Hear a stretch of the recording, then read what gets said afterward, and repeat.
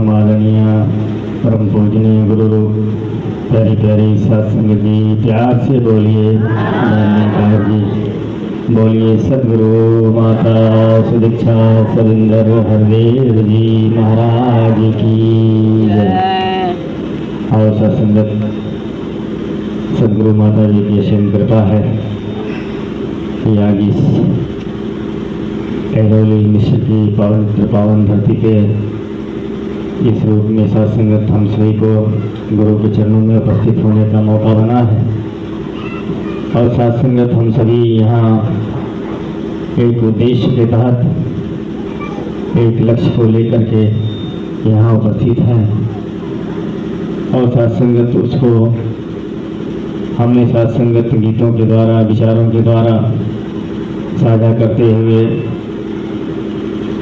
एक दूसरे से सत्संगत बांटते हुए वो संदेश भी गुरु का देने का प्रयास उन महानुभावों के चरणों में किया जा रहा था जिन्होंने सत्संगत अभी तक इस मानव जीवन के उद्देश्य को हासिल नहीं किया, जिन्होंने इस मानव जीवन के मकसद को हासिल नहीं किया, उनके लिए भी सत्संगत इस निरंकार दाता से प्रार्थनाएं की जा रही थी। सत्संग जी कहने का भाव कि हम इस दुनिया में आए तो हैं, लेकिन आखिर इस दुनिया में आने का पर्पस क्या है, उद्देश्य क्या है, किस लिए हम आए हैं इस धाम में। सत्संगत आज इंसान प्रयास में लगा हुआ है। ऐसा नहीं है कि इंसान प्रयास नहीं कर रहा है, लेकिन सत्संगत उसके जो प्रयास की दिशा है, उसके प्रयास का जो रास्ता है दिशाहीन है। उधर किधर जाना है, किस तरफ जाना है, किसको हासिल करना है, उस तरफ सत्संगत उसके कदम नहीं बढ़ रहे हैं। एक महात्मा ने सत्संगत लिखा कि हम ही थे भूले, हम ही थे भूले। प्यार से बोलिए, हम ही थे भूले, हम ही में भूले, हमें ढूंढने हम ही चले। हम ही थे भूले, हम ही में भूले, हमें ढूंढने हम ही चले। हम ही ने खोजा, हम ही ने पाया, हम ही ने खोजा, हम ही ने पाया, हमें मिले तब हम ही मिले। हम सत्संगत आज हर कोई खुदा को ढूंढ रहा है, अल्लाह की तलाश कर रहा है, राम को ढूंढ रहा है, गॉड को सत्संगत ढूंढ रहा है, लेकिन सत्संगत उसको कोई नहीं ढूंढ रहा है जो उसकी खबर रखता है। जिसके लिए गोस्वामी जी ने लिखा है कि सोई जानही यही देही जनाई, जानत तुम्हें हो जाए। कि तलाश तो सत्संगत हमें खुदा की नहीं करनी है। खुदा तो सत्संगत हमारे रोम रोम में बसा हुआ है, परमात्मा तो हमारे रोम रोम में बसा हुआ है। सत्संगत उसके बगैर हमारा जीवन ही नहीं चल सकता है, उसके बगैर तो हमारी जिंदगी एक कदम भी आगे नहीं बढ़ सकती है।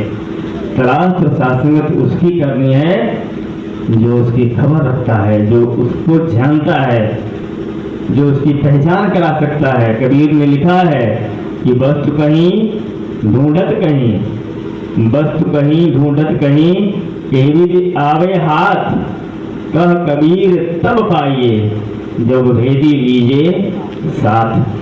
कि सत्संगत वस्तु तो हमारी बिल्कुल करीब है, लेकिन सत्संगत हमें वो नजर नहीं है कि हम वो उसको देख सकें।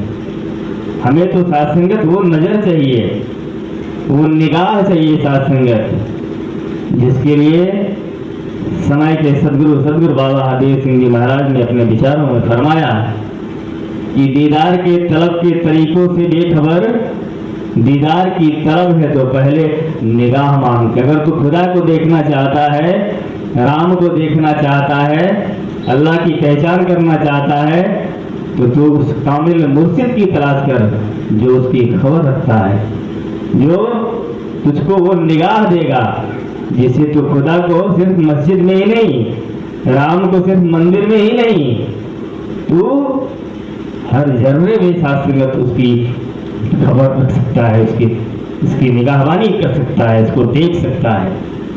आओ साथ संगत, कहने का भाव कि ये खुदा, ये परमात्मा, ये तो जर्रे जर्रे में है साथ संगत। दास को एक मिसाल याद आ रही है। एक कमरे में साथ संगत एक तस्वीर टंगी हुई थी, बहुत ही खूबसूरत सुंदर लग रही थी, लेकिन साथ संगत जिसने उस तस्वीर को लगाया था, एक बार दीवार पर लगाने के बाद साथ संगत फिर उसने साथ संगत उसकी तरफ देखा भी नहीं, निगाह नहीं किया। तस्वीर के साथ संगत मन में एक भाव उपजा, उसके मन में एक ख्याल आया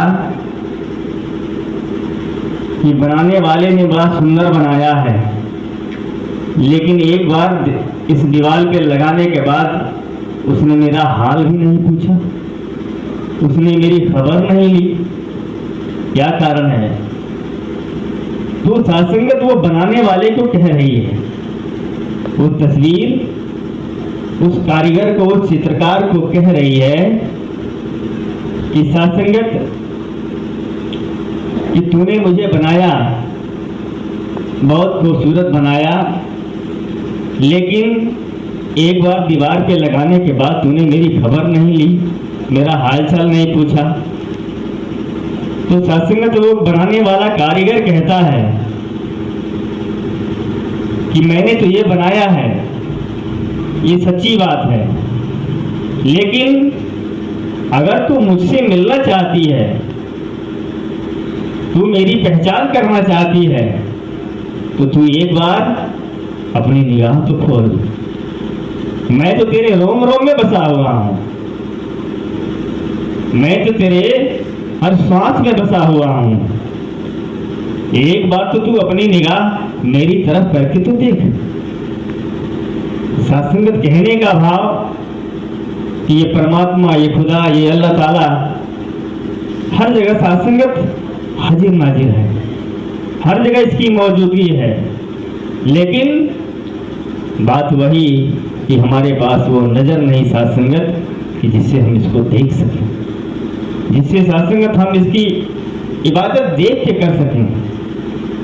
और कहने का भाव कि आज जिस रहबर की रहनुमाई में हम सब बैठे हैं, वो सत्संगत, वो नजर, वो निगाह, वो नजरिया दे रहे हैं सत्संगत, जिसके द्वारा हम इस रमे राम को, इस अल्लाह ताला को सत्संगत हर जगह हाजिर नाजिर महसूस कर रहे हैं। और सत्संगत ये तभी होगा जब सत्संगत हमारे अंदर वो प्रेम आएगा, क्योंकि सत्संगत कहा गया है कि मोहन प्रेम बिना नहीं मिलता, करोड़ों चाहे कोट उपाय। कि सत्संगत अगर इसको जानना है, इसकी पहचान करनी है, तो सत्संगत हमारे दिल का वो कटोरा जो होता है सत्संगत, वो खाली करना पड़ेगा। उसमें सत्संगत अगर नफरत है तो ये नहीं मिलेगा, सत्संगत घृणा है नहीं मिलेगा।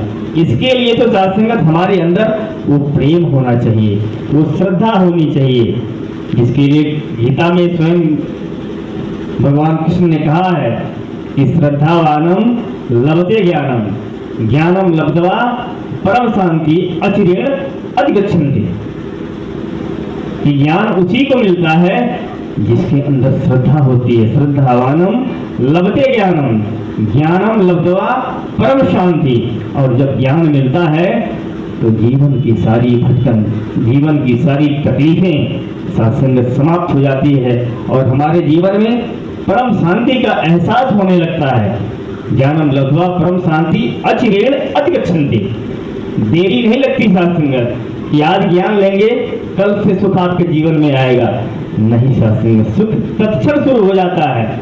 और सत्संगत इसी बात को गोस्वामी जी ने भी लिखा है कि जो सुख को चाहो सदा तो शरण राम की ले। कि अगर जीवन में सुख चाहिए तो राम की शरण में जाना पड़ेगा, राम की सत्संगत शरण में जाकर के उनको जानना पड़ेगा। पहचान करनी पड़ेगी। और इसके लिए साथ संगत कहा गया है कि इसके लिए कोई समय सीमा भी निर्धारित नहीं है।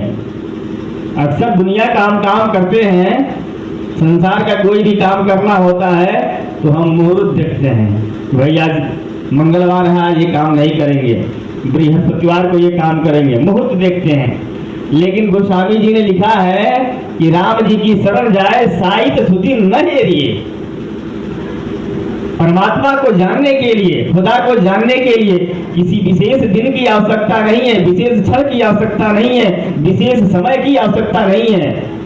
जब ही आपके कानों में यह आवाज पहुंचे कि आओ रब का दर्शन कर लो, तुरंत जाओ। क्यों? क्योंकि यह जीवन बड़ा सुंदर है, सब कुछ परमात्मा ने इसके अंदर दिया है। लेकिन अगले पल रहोगे कि नहीं रहोगे, इसका कोई भरोसा नहीं है। क्षणभंगुर जीवन की कलिका, कल रात को प्रात खिले न खिले। क्षणभंगुर जीवन की कलिका, कल रात को प्रात खिले न खिले। रख ले हरि नाम हरि रसना, फिर अंत समय ये हिले न हिले। अंत समय में ये जुबान परमात्मा का नाम ले पाएगी कि नहीं ले पाएगी, क्या गारंटी है, क्या भरोसा है। कल भी सात्संगत आदरणीय तिवारी जी ने वो बात रखी, अपनी बड़ी बहन का सात्संगत उन्होंने उदाहरण दिया कि ज्ञान के लिए जा रही थी, तैयारी हो चुकी थी, लेकिन सात्संगत एक इंजेक्शन लगा, इंजेक्शन सात्संगत रिएक्ट कर गया और तत्क्षण सात्संगत प्राण त्याग दिए। किस पर भरोसा कर रहे हैं? क्या भरोसा है? जाकी पूंजी श्वास है, छिन आवत छिन जाए। ये श्वासों रूपी पूंजी का खजाना कब खत्म हो जाएगा सात्संगत, कोई भरोसा नहीं है, कोई ठिकाना नहीं है सात्संगत हमारी इस जिंदगी का। इसलिए तत्क्षण जब भी ये कानों में आवाज पहुंचे कि खुदा को देखा जा सकता है, खुदा की पहचान की जा सकती है, राम को देखा जा सकता है, राम की पहचान की जा सकती है, हमें सात्संगत तत्काल जाना चाहिए। क्यों? क्योंकि सात्संगत अगले पल हम रहेंगे कि नहीं रहेंगे, कोई गारंटी नहीं है सात्संगत। और ये सुविधा हर जगह उपलब्ध है। मौत की जो सुविधा है ना, ये हर जगह उपलब्ध है। बाकी दुनिया में आप कहीं भी चले जाइए तो ये लिखा मिलेगा कि यहाँ पे गाड़ी खड़ी करना मना है, यहाँ पे बाथरूम करना मना है, यहाँ पे बातचीत करना मना है। लेकिन आप दुनिया में कहीं चले जाइए, ये कहीं नहीं लिखा मिलेगा कि यहाँ पर मरना मना है। ये सुविधा हर जगह उपलब्ध है। इंसान घर से जाता है, मार्केट जाता है, वापस आता है, रास्ते में सात्संगत प्राण त्याग देता है। क्या वो जानता था कि आज हम इस दुनिया से चले जाएंगे या इस रोड पे एक्सीडेंट हमारा हो जाएगा? सात्संगत जीवन बड़ा ही खूबसूरत है, बहुत ही सुंदर जीवन परमात्मा ने दिया है, जिसके लिए समय के सदगुरु बाबा हरदेव सिंह जी महाराज ने हरदेव वाणी में लिखा भी है कि यह नर काया उत्तम काया, यानी कि इससे बड़ी योनि और सात्संगत श्रेष्ठ जीवन कोई नहीं है, कोई नहीं है। यह नर काया उत्तम काया श्रेष्ठ है, अनमोल है। लेकिन अगली लाइन ध्यान दीजिएगा, कहे हरदेव, कह रहे हैं कि कहे हरदेव बिन भक्ति का कुछ ना इसका मोल है। सब कुछ है हमारे पास, महल है, माड़ियां हैं, गाड़ियां हैं, बंगले हैं, खेती बाड़ी है, सब कुछ है। दुनिया के सबसे सौभाग्यशाली इंसान है, सारी चीजें हमारे पास हैं। लेकिन अगर परमात्मा का, खुदा का ज्ञान नहीं, बोध नहीं, तो सारी चीजें सात्संगत व्यर्थ है, कोई मूल्य नहीं है उसका। क्यों? क्योंकि हम इस दुनिया में आए थे इबादत के लिए, आए थे परमात्मा का भजन करने के लिए। लेकिन यहाँ सात्संगत हम माया के जंजाल में ऐसे उलझ गए कि उसी को सच मान करके उसी के पीछे पूरी जिंदगी सात्संगत हमने खपा दिया और जो जीवन का लक्ष्य था वो भूल गए। और साथ संगत हम प्रयास भी करते हैं, इबादत भी होती है, साथ संगत पूजा पाठ भी करते हैं, लेकिन वहां भी जाकर के हम परमात्मा से सौदा करते हैं। कोई इंसान ये कह दे कि मैं पूजा पाठ करता हूँ, इबादत करता हूँ, तो ये कहता हूँ कि है खुदा मैं आपका हूँ, आप मेरे हो। कोई नहीं कहता है साथ संगत, दास तो स्थिर से कह रहा है। चाहे दुनिया में कोई पूजा पाठ भी करता है तो भगवान के दरबार में ये नहीं कहता है कि हे प्रभु मैं आपका हूँ, आप मेरे हो। वहां भी साथ संगत हम सौदा करते हैं, भक्ति नहीं मांगते हैं, इबादत नहीं मांगते हैं, क्या मांगते हैं? दुनिया का सुख मांगते हैं। एक महात्मा ने लिखा साथ संगत कि भांति भांति भोग मिले। मंदिर में जाकर के हम मांगते हैं, क्या मांगते हैं? कि भांति भांति भोग मिले, सुख का संजोग मिले, जीवन की बाकी भी। ये जीवन है प्रभु, जब तक आपने दिया है सारी दुनिया का सुख मैं ही ले लूं। दास हकीकत कह रहा है, इसमें कोई जो है बेईमानी नहीं है। ये दास हकीकत कह रहा है कि मंदिर में जाकर के हम यही कहते हैं कि भांति भांति भोग मिले, सुख का संजोग मिले, जीवन की बाटी में धन और धाम मिले, सुयश और नाम मिले। अरे राम ना मिले तो सब काम मिले माटी में। व्यर्थ है जिंदगी, व्यर्थ है। भगवान शंकर ज्ञानियों के सिरमौर साथ संगत, उन्होंने माता पार्वती को साथ संगत समझाते हुए कहा कि सुनो उमा हो नरहे अभागी। क्लियर कर दिया, सुनो उमा हो नरहे अभागी, हरि तजी हो विषय अनुरागी। कि जो परमात्मा को छोड़ करके धन धाम में विषय भोग में लिपटा हुआ है, उससे बड़ा अभागा इस दुनिया में कोई है ही नहीं। सुनो उमा हो नरहे अभागी। विचार करिए साथ संगत, हम कहाँ खड़े हैं, किस मुकाम पे हम खड़े हैं। इसलिए आए थे हरिभजन को ओटन लगे के पास। दास ये नहीं कह रहा है कि मकान नहीं बनाना है, दुकान नहीं बनाना है, धन दौलत नहीं बनाना। भाई नहीं करेंगे तो जिएंगे कैसे? ये संसार का आधार है, लेकिन सिर्फ उसी के पीछे भागते चले जाए, ये साथ संगत आपके जीवन का उद्देश्य नहीं है, ये आपके जीवन का लक्ष्य नहीं है। आपके जीवन का लक्ष्य है मोक्ष, मुक्ति। और साथ संगत ये सिर्फ भक्ति से नहीं आएगी। लाख आप पूजा कर लो, पाठ कर लो, हवन कर लो, यज्ञ कर लो, दान कर लो, रोजा कर लो, ज़कात कर लो, ये उससे मिलने वाला नहीं है। अगर भक्ति से मिलने वाला होता, पूजा पाठ से मिलने वाला होता, तो महात्माओं ने ये नहीं लिखा होता कि ध्यान मूलम गुरु मूर्ति, ध्यान मूलम गुरु मूर्ति, पूजा मूलम गुरु पदम, मंत्र मूलम गुरु वाक्यम, मोक्ष मूलम गुरु कृपा। प्रभु कृपा नहीं लिखा है कहीं पर भी, चाहे आप कोई भी वेद पढ़ लीजिए। और साथ संगत ये परमात्मा, दास ने पहले ही कहा, दुनिया के जितने भी कर्म हैं आप कर लीजिए। हम तो साथ संगत ऐसे कुल में पैदा हुए जहाँ साथ संगत बचपन से ही कर्म कांड ही सिखाया जाता रहा।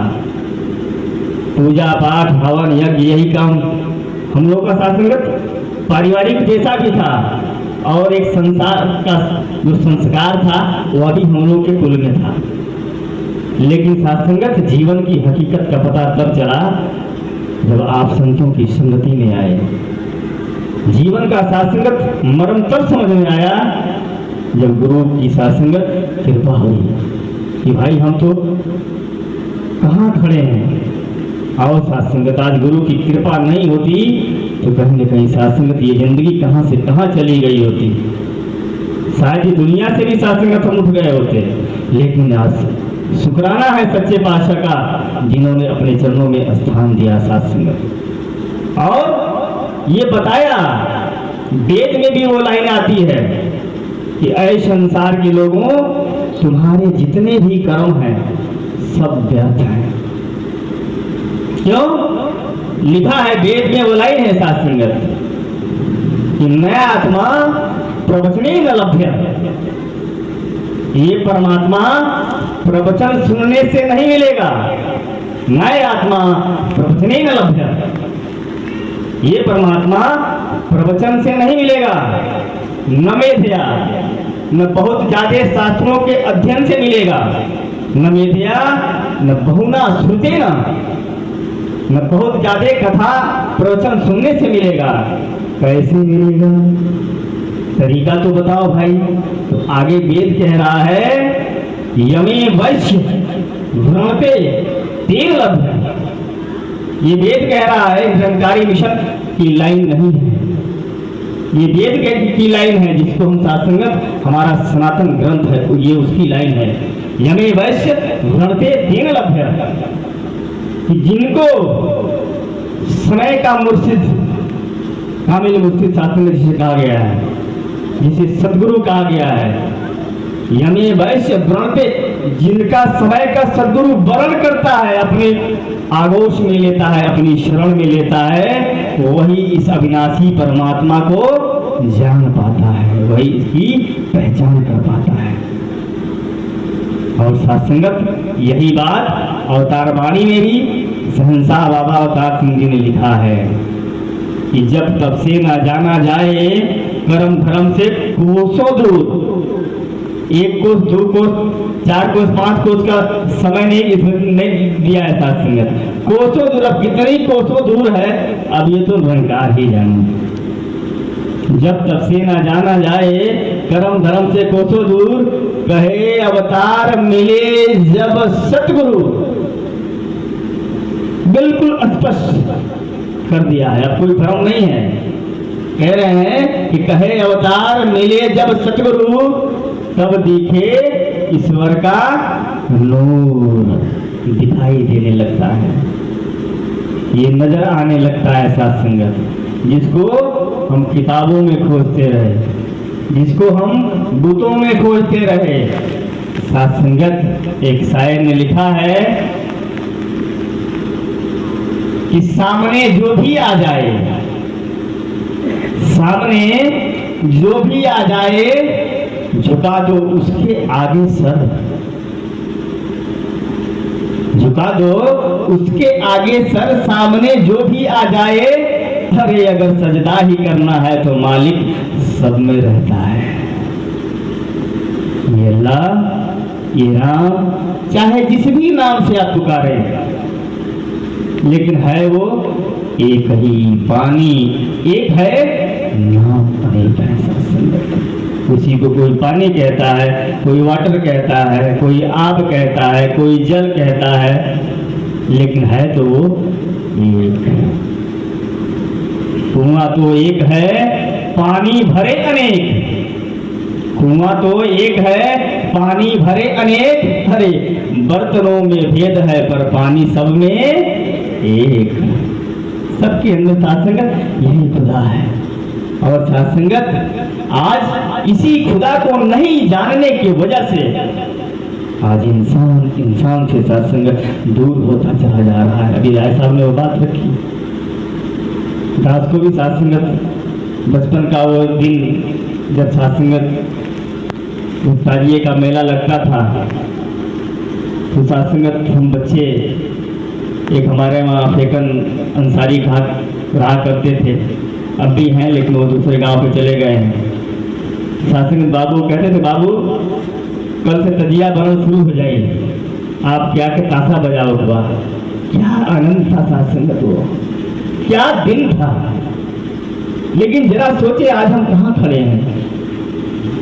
क्या करेगा प्यार वो ईमान से, क्या करेगा प्यार वो भगवान से, क्या करेगा प्यार वो ईमान से, क्या करेगा प्यार वो भगवान से।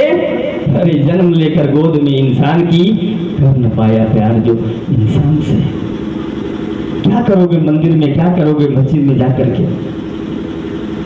जो सामने आपके खुदा खड़ा है, माँ के रूप में, पिता के रूप में, भाई के रूप में, पत्नी के रूप में, पति के रूप में, राम सामने है।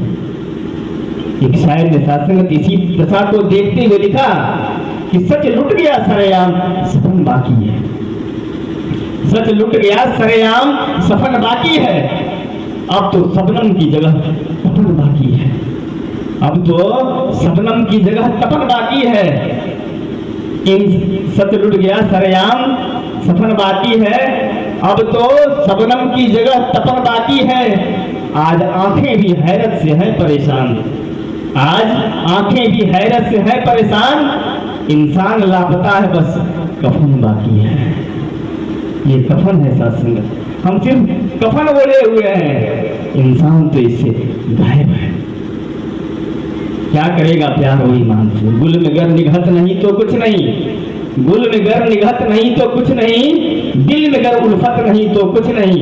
इंसान में हजार जौहर हो तो क्या, इंसान में हजार जौहर हो तो क्या, अगर इंसानियत नहीं तो कुछ नहीं। और ये इंसानियत तब आएगी जब सासंगत इसके अंदर वो राम वो खुदा प्रवेश करेगा। क्यों कि राम गयो रावण गयो, जब राम अंदर जाएंगे तो अंदर का रावण सासंगत बाहर होगा। बैर विरोध नफरत ये सासंगत तभी हटेगा जब हम इस अल्लाह ताला को देखेंगे, इसकी पहचान करेंगे। और सासंगत बिना देखे किसी से प्यार नहीं होता, बिना देखे किसी से प्यार नहीं होता। रहता दूध में मक्खन मगर दीदार नहीं होता, दूध में मक्खन है सारी दुनिया जानती है, लेकिन ये कोई कह दे कि मैं देख रहा हूं, दास गुलामी करेगा। उसकी विधि है, उसका तरीका है, तब सासंगत वो मक्खन बाहर होता है। उसी तरह से ये राम ये खुदा ये अल्लाह ये गॉड रोम रोम में सासंगत समाया हुआ है। लेकिन जब तक हम गुरु की निगाह नहीं पाएंगे, गुरु के ज्ञान की दृष्टि हमको सासंगत नहीं मिलेगी, ये हमसे सासंगत ओझल रहेगा। क्यों कि सोई जाने, जैसे दास ने शुरू में कहा ना कि सोई जाने ही जे देह जनाई जानत तुम्हें हो जाई। और जिस क्षण यह जीव इस अविनाशी का दर्शन कर लेता है उसी क्षण वह इस अविनाशी का स्वरूप हो जाता है। स्वयं मर्यादा पुरुषोत्तम श्री राम ने ये बात कही है, दास नहीं कह रहा है।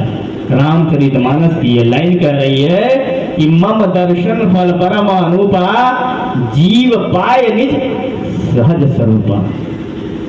सहज स्वरूप हो जाता है, वो मेरा ही स्वरूप हो जाता है। तो आओ सासंगत कृपा करो, रहमत करो। ये महात्मा आज यहाँ आपको जगाने आए हैं कि उठ जाग मुसाफिर भोर भयो, और ऐन कहाँ जो सोवत है, जो सोवत है सो खोवत है, जो जागत है सो पावत है। जिसका प्रारब्ध जैसा जहां से वैसे परिणाम मिलते वहां से। मीठे फल अब लगेंगे कहां से, बीज कड़वे तो बो ही चुके हो, बीज कड़वे तो बो ही चुके हो, राही जागो हुआ अब सवेरा, अरे पूरी रजनी तो सो ही चुके हो। अब कितना सोओगे मेरे भाई, अब भी तो मौका है, जाग जाओ, अपने आप को उस तरफ मोड़ लो जिसके लिए इस दुनिया में तुमको परमात्मा ने भेजा है। ऐसे नहीं आ गए हो, बहुत अच्छे कर्म किए थे और परमात्मा खुश हो गया आपको मानव जीवन दे देना। आपकी दीनहीन दशा को देख करके तरस आ गया, उसको तरस आई आपकी स्थिति को देख करके, जिसके लिए कबीर ने लिखा है कि कबीरा वह दिन याद कर, है इंसान तू उस घड़ी को याद कर जब तू माँ के गर्भ में था। कैसे था, आगे लिख रहे हैं कि कबीरा वह दिन याद कर, पग ऊपर तो शीश। क्या जिंदगी थी हमारी, क्या हालत थी हमारी। यहाँ आकर तो हम इतना घमंड करते कि मुझसे खूबसूरत कोई नहीं है, लेकिन क्या यह सोचा कि ये खूबसूरती वहां कैसी थी जब माँ के गर्भ में उल्टा लटके हुए थे, पांव ऊपर था सर नीचे था। कबीरा वह दिन याद कर, पग ऊपर तो शीश। मृत मंडल में आए के बिछड़ गया जगदीश, भूल गया, रो रहा था, चिल्ला रहा था, कुर्ला रहा था कि हे प्रभु बाहर करो, इसे बाहर करो, मैं मुक्त होना चाहता हूँ। लेकिन जो ही इस दुनिया में आया ना, भूल गया, सबसे पहले उसी परमात्मा को भूल गया जिसने उसको ये मौका दिया, ये अवसर दिया। और शर्त हमने रखी थी साथ संगत, शर्त रखा था परमात्मा से, क्या कि प्रभु आपकी भक्ति करते हुए आपके लोक में मैं आ जाऊंगा। लेकिन यहाँ जो ही आया भूल गया। महात्मा ने लिखा था संगत कि जिंदगी में जिंदगी का राज पाना चाहिए। कि जिंदगी इसीलिए मिली है कि जिंदगी में जिंदगी का राज पाना चाहिए, जिंदगी में जिंदगी को मुस्कुराना चाहिए। जिंदगी में जिंदगी की शर्त अगर पूरी ना हो, जिस शर्त को लेकर के आप इस दुनिया में आए हैं, अगर वो शर्त पूरी नहीं हो रही है तो आगे महात्मा क्या कह रहे हैं कि जिंदगी में जिंदगी की शर्त अगर पूरी ना हो तो जिंदगी को जिंदगी से रूठ जाना चाहिए। ऐसी जिंदगी जीने से क्या फायदा? उससे अच्छे तो जानवर हैं साथ संगत, जो इस दुनिया में आकर के जो उनका नित्य कर्म है वो कर रहे हैं। लेकिन हम हैं कि अपने कर्म को साथ संगत भूल करके दुनिया की साथ संगत चकाचौंध में लिपटे हुए हैं। आओ साथ संगत कृपा करो, रहमत करो। दास भी आपके चरणों में प्रार्थना कर रहा है, एक बार लेना न लेना कम से कम देख तो लेना, देख लीजिए। अच्छा लगेगा सौदा, अच्छा लगे तो ले लीजिए, ना अच्छा लगे आप अपने घर में हैं, दास अपने घर चला जाएगा। तो कृपा करो, समय भी अपने मुकाम से आगे जा चुका है। और साथ संगत हम सभी बड़भागी हैं कि आज समय के मुर्शिद की रहनुमाई में साथ संगत हमारे जीवन की यात्रा तय हो रही है। तो ऐसे ही साथ संगत हम मिलजुल करके गुरु का यश गाते हुए, गुरु का जो पैगाम है उसको संसार में बांटते हुए, जहाँ साथ संगत हम अपने आप को सुखी कर पाएँ, वहीं साथ संगत संसार को भी ये सुख देते हुए अंतिम तौर साथ संगत गुरु के चरणों में निभा पाए। यही याचना प्रार्थना। अंत में महात्मा ने इतना सुंदर आयोजन किया, दाता कृपा करे कि इनके भी परिवार में तन से मन से धन से सारी खुशियाँ हो। और शास्त्र में जो बच्चा एक सेवक के रूप में आया है वो भी गुरु के चरणों से जुड़ करके साथ में गुरु की सेवा करते हुए, गुरु की भक्ति का आनंद लेते हुए अपने जीवन को साथ में सुखी कर पाए। अंत में सबके लिए दास हृदय से आभार प्रकट करता है और अपने लिए प्रार्थना करता है कि आप सभी आशीर्वाद दें कि जो भी साथ संगत सेवा गुरु की तरफ से आए, दास उसको हंसते हंसते हुए निभा पाए। मैं मांगो खुदा से भलाए आपका, मैं मांगो खुदा से भलाए आपका, आप मेरे भले की दुआ कीजिए।